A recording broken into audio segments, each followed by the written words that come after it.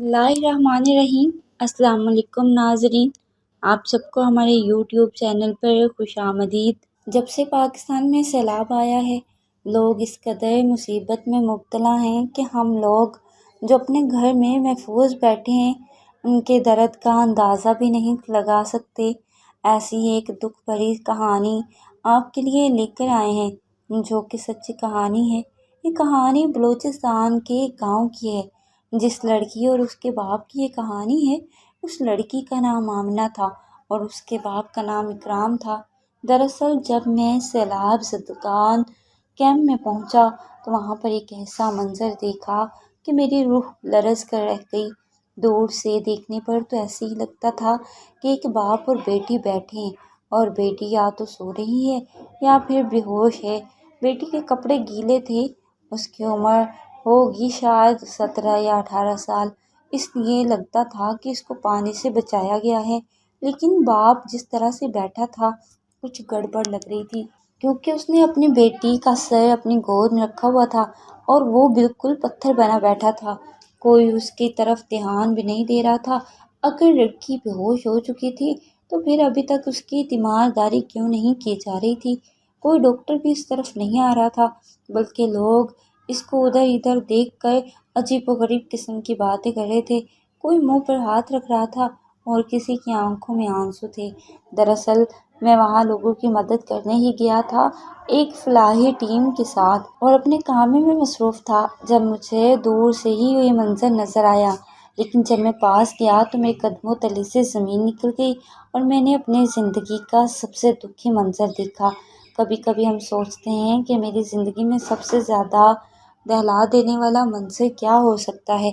ज़ाहिर है हमारे किसी अपने की मौत, लेकिन किसी अपने की मौत के अलावा ऐसा क्या हो सकता है जिसको देखकर हम शश्त रह जाएं। आज ऐसा ही एक मंज़र मेरे सामने था। मैं उनके पास जाकर बैठ गया और मेरी आंखों में भी आंसू आ गए। फिर मैंने उनसे पूछा कि आप कौन हैं। उन्होंने मुझे बताया कि मेरा नाम इकराम है। हाँ, 10 साल से मुझे औलाद नहीं दी थी अल्लाह ने।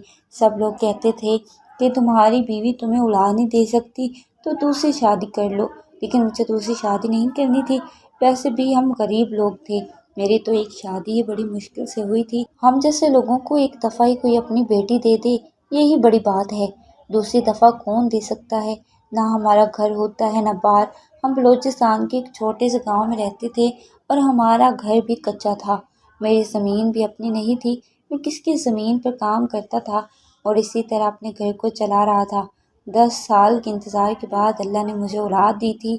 जब पता चला कि बीवी उम्मीद से है तो खुशी से पागल हो गया था। लोगों ने कहा कि दुआ करो कि तुमको अल्लाह बेटा दे, लेकिन मैं कहता था कि बस मेरी औलाद से तो ज़िंदगी वाली हो, बेटा हो या बेटी। यह खबर हमारे लिए बहुत बड़ी थी कि हमारे घर में औलाद होने वाली थी। अभी भी यकीन नहीं आता था कि 10 साल नाउम्मीदी में गुजार देने के बाद ये सब हुआ था।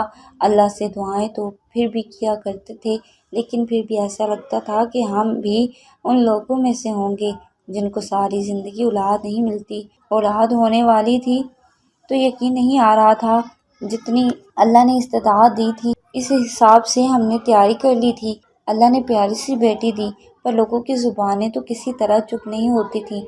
लोगों ने कहना शुरू कर दिया कि इतनी तकलीफ़ और इतने इंतज़ार के बाद अल्लाह ने दिया भी तो क्या, एक बेटी। मुझे इतना गुस्सा आया, मैंने उससे कहा कि तुमने ये लफ्ज़ क्यों बोला कि अल्लाह ने दिया भी तो क्या। अल्लाह ने मुझे औलाद दी है, अल्लाह ने मुझे बेटी दी है। 10 साल के बाद मेरे यहाँ औलाद हुई है और तुम इस तरह की बातें कर रहे हो। मैं बहुत खुश हूँ।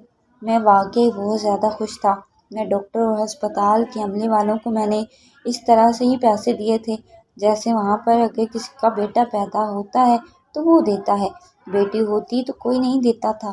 लेकिन डॉक्टर ने मेरे कान में एक और बात बताई थी जो मेरे लिए बुरी खबर थी, लेकिन मैं फिर भी इस पर सब्र शुक्र कर गया। डॉक्टर ने कहा था कि आपकी बीवी के साथ कोई मसला बन गया है। बच्चे को हमने किसी तरह बचा लिया और आपकी बीवी को भी, लेकिन अब दोबारा आपको औलाद नहीं होगी। मैंने कहा डॉक्टर से कि मुझे कोई मसला नहीं है, क्योंकि मुझे तो इस औलाद की भी उम्मीद नहीं थी। हमें तो सब ने कह दिया था कि तुम्हारे यहाँ औलाद नहीं हो सकती, फिर भी अल्लाह ने हमें एक औलाद दे दी है। اب اس کے بعد جو بھی اللہ کی مرضی، ہم پہلے بھی اللہ کی رضا سے راضی تھے اور اب بھی الحمدللہ ہم اللہ کی رضا سے راضی ہیں۔ میں نے اپنی بیٹی کی پیدائش پر مٹھائیاں بانٹیں۔ لوگوں نے مجھے طعنے دیے اور کہا کہ ابھی سے ہی تمہاری جیب پر یہ حملہ کر کے بیٹھ گئی ہے، آگے پتہ نہیں کیا ہوگا، لیکن مجھے کسی کی بات کی کوئی پرواہ نہیں تھی۔ میں نے بیٹی کا نام آمنہ رکھا کیونکہ میں نے دعا مانگی تھی کہ جب مجھے بیٹی اللہ نے دی تو اسے آمنہ کہہ کر ہی پکاروں گا۔ آمنہ بہت ہی پیاری بیٹی تھی، اسے دیکھ دیکھ کر میرا دل نہیں بھرتا تھا، بہت زیادہ محبت تھی مجھے اس سے۔ اس نے مجھے اپنے بچپن کے سارے رنگ دکھائے، وہ مجھ سے پیار کرتی تھی۔ جب بابا کہنا شروع کیا تو ایسا لگتا تھا کہ جیسے میں اس دنیا کا سب سے خوش قسمت انسان تھا۔ آمنہ بڑی ہو گئی اور 5ویں کلاس میں سب سے زیادہ نمبر لے کر اس نے ٹاپ کیا۔ مجھے تو یہ سمجھ نہیں آتی کہ لوگ اپنے گھر سے زیادہ دوسروں کے معاملات میں کیوں بولتے ہیں۔ سب نے کہنا شروع کر دیا کہ اس کو گھر بٹھا لو، 10 سال کی ہو گئی ہے، 12 سال کی ہو جائے گی تو اس کی شادی کر دینا۔ میں نے کہا کہ کبھی بھی نہیں کروں گا اپنی 12 سال کی بچی کی شادی، میں تو اس کو پڑھا لکھا کر افسر بناؤں گا۔ سب کا کہنا تھا کہ لڑکیاں افسر کہاں بنتی ہیں، افسر تو صرف لڑکے ہی بنتے ہیں۔ میں نے کہا کہ شہر میں لڑکیاں بھی افسر ہوتی ہیں، تو سب نے کہا کہ تم اپنی بیٹی کو شہر بھیجو گے؟ تو میں نے کہا کہ ہاں، اپنی بیٹی کو شہر بھیج دوں گا۔ انہوں نے کہا کہ ایک ہی بیٹی ہے تیری، پھر اسے تیری بیوی بانجھ ہو گئی ہے، اب تو اس کو باہر بھیج دے گا، کل کلا کو اس کے ساتھ کچھ ہو گیا تو پھر کیا کرے گا؟ بیٹیاں گھر میں 4 دیواری میں ہی اچھی لگتی ہیں۔ میں نے کہا تم لوگوں نے رکھا ہوا ہے اپنی بیٹیوں کو 4 دیواری میں، تو تم لوگ رکھو، میری اپنی بیٹی ہے، میں جو مرضی کروں۔ آمنہ کبھی کبھی مجھ سے پوچھتی تھی بابا آپ میرے لیے سب کے ساتھ لڑائی کیوں کرتے ہیں؟ میں نے کہا کہ تیرے لیے تو بیٹا میں ساری دنیا سے لڑ سکتا ہوں، یہ چھوٹے چھوٹے تنگ ذہن لوگوں سے لڑنا کون سا مشکل ہے۔ ہمیشہ اپنی بیٹی کی ہمت بڑھاتا رہتا تھا میں، اور وہ بھی بہت خوش ہوتی تھی میری باتیں سن کر۔ میں اسے بہادر بنانا چاہتا تھا، مجھے پتا تھا کہ یہ دنیا اس کے ساتھ اچھا سلوک نہیں کرے گی، اسے ہمیشہ باتیں سنائے گی، اس بات کی سزا دے گی کہ وہ ایک بیٹی ہے، جبکہ اسے ہم لوگوں نے خود پیدا کیا ہے، وہ ہماری مرضی سے پیدا ہوئی ہے، خود یہاں نہیں آئی، اس نے خود عرضی لکھ کر نہیں ڈالی تھی کہ مجھے پیدا کرو، ہم نے اسے خود پیدا کیا ہے، ہم نے اسے خود پیدا کیا تھا۔ میری بیٹی نے میٹرک بھی پاس کر لیا اور اب مجھے اسے شہر میں داخل کروانا تھا۔ پہلے تو مجھے لگتا تھا کہ لوگ مجھے صرف باتوں سے ہی روکتے ہیں، پر ایک دن سارے ٹولہ بنا کر میرے گھر آ گئے، گاؤں کے کچھ بڑے بڑے لوگوں کو لے کر، اور کہنے لگے کہ گاؤں کی پہلی لڑکی ہے جسے تو شہر بھیجنا چاہتا ہے، ہم یہ نہیں ہونے دیں گے، نہیں تو کل کو ہماری بیٹیاں بھی ہم سے ضد کریں گی کہ ہم نے بھی شہر جانا ہے اور تو بغیرت ہو گیا، ہم تو نہیں ہو سکتے۔ مجھے اس کی بات پر بہت غصہ آیا، میں نے کہا کہ میں ہاں بغیرت ہو گیا ہوں، اور ہاں میں بدتمیز بھی بہت ہوں، اس لیے اپنی اپنی عزت بچاؤ اور اس گھر سے نکل جاؤ۔ میری بیٹی ہے، میں اسے ضرور پڑھاؤں گا، اگر میں اسے یہاں تک لے آیا ہوں تو آگے بھی لے کر جاؤں گا۔ یہاں تک کا سفر مشکل تھا، آگے کافی مشکل ہے، لیکن اکیلا سب کر لوں گا، تم لوگوں سے مدد نہیں مانگی۔ اگر کل تم لوگوں کی بیٹیاں تم لوگوں کو یہ کہنا شروع کر دیں کہ ہم نے بھی گاؤں سے شہر جانا ہے اور شہر جا کر پڑھنا ہے، تو شکر منانا کہ تمہاری بیٹیوں کے اندر بھی شعور ہے اور ان کے دل میں بھی تعلیم حاصل کرنے کی تمنا ہے۔ لیکن شاید مجھے ان سب لوگوں کی نظر لگ گئی، کیونکہ جس دن مجھے اپنی بیٹی کو شہر لے کر جانا تھا اس دن بہت تیز بارش ہوئی تھی۔ میں بہت پریشان تھا کہ میرے راستے میں رکاوٹ کیوں بن رہی ہے، اور لوگ خوش ہو رہے تھے کہ کالج میں داخلہ کرانے کی آخری ڈیٹ بھی قریب تھی۔ ایسے میں اگر ہم وقت پر نہ پہنچ سکے تو میری بیٹی کا 1 سال ضائع ہو جانا تھا، لیکن سمجھ نہیں آ رہی تھی مجھے کہ میں کیا کروں۔ ایک دن تو بہت ہی تیز بارش تھی، میری بیوی نے بھی مجھے کہنا شروع کر دیا کہ اس کو نہ بھیجو، اس کو شہر بھیج دیں گے ہم تو پیچھے سے لوگ ہمارا جینا حرام کر دیں گے۔ میں نے کہا کہ کچھ بھی نہیں ہوگا، میری بیٹی بھی تھوڑی ڈری ہوئی لگ رہی تھی۔ میں نے کہا کہ کچھ نہیں ہوتا، کوئی آفت نہیں آئے گی، لیکن اچانک سے بہت تیز بارش شروع ہو گئی اور اس کے بعد ہمیں تیز پانی کی آواز آئی۔ مجھے نہیں لگتا تھا کہ یہاں پر اتنا پانی آ جائے گا، سنا تھا کہ آس پاس کے گاؤں کے حالات خراب ہیں، لیکن ہمارا گاؤں تو شہر کے قریب تھا اور ان علاقوں سے کافی دور تھا۔ پھر اچانک سے یہاں تیز پانی آ گیا، ہم لوگ گھر میں محصور ہو کر رہ گئے، اور اس کے بعد اتنا پانی زیادہ ہو گیا کہ ہم لوگ ایک دوسرے سے جدا ہو گئے، ہمارا سارا گھر بہہ گیا۔ مجھے نہیں پتا تھا میری بیٹی اور میری بیوی کہاں ہیں، لیکن میں کسی طرح کنارے تک پہنچ گیا اور کنارے پر کھڑا تھا، آس پاس دیکھ رہا تھا کہ دونوں کہاں ہیں۔ جب میری بیٹی مجھے دور سے نظر آئی، میری آمنہ مجھے نظر آئی، اور میں نے پانی میں کود کر جا کر اسے پکڑ لیا، لیکن جیسے ہی وہ میری آغوش میں آئی تو مجھے محسوس ہوا کہ اس دنیا سے جا چکی ہے۔ سامنے ایک کشتی والے کھڑے تھے جو لوگوں کی جان بچا رہے تھے۔ میں نے کہا کہ ادھر آؤ، ہمیں بچاؤ، تو اس نے کہا کہ تمہیں بچائیں گے لیکن اپنی بیٹی کی لاش کو پانی میں بہا دو، کیونکہ ہمارے پاس اس کے لیے جگہ نہیں ہے۔ جتنی جگہ میں تم اس لاش کو رکھو گے، اتنی جگہ میں ہم کسی زندہ انسان کو رکھ لیں گے۔ اور پھر میں اسے خود ہی یہاں پر لے آیا۔ دیکھو تو ابھی بھی کوئی بھی میری بیٹی کی طرف نہیں دیکھ رہا، کوئی آ کر یہ نہیں کہہ رہا کہ اس کا علاج ہم کر دیتے ہیں، ورنہ تو یہاں سب کا علاج ہو رہا ہے، سب کہتے ہیں یہ مر گئی ہے۔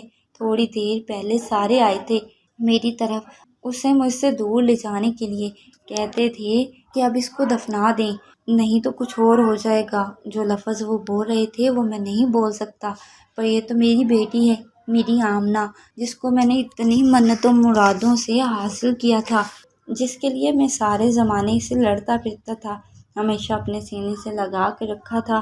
اسکول جاتی تھی تو خود چھوڑنے جاتا تھا، آتی نہیں تھی جب تک گھر میں تو مجھ سے کھانا نہیں کھایا جاتا تھا۔ آج اس کو مٹی کے حوالے کیسے کر سکتا ہوں؟ یہ میری اپنی بیٹی ہے، میں اسے کسی کے حوالے نہیں کروں گا۔ دیکھو صاحب، تم پڑھے لکھے اور سمجھدار لگتے ہو، میں اپنی بیٹی کو تمہارے جیسا ہی بنانا چاہتا تھا۔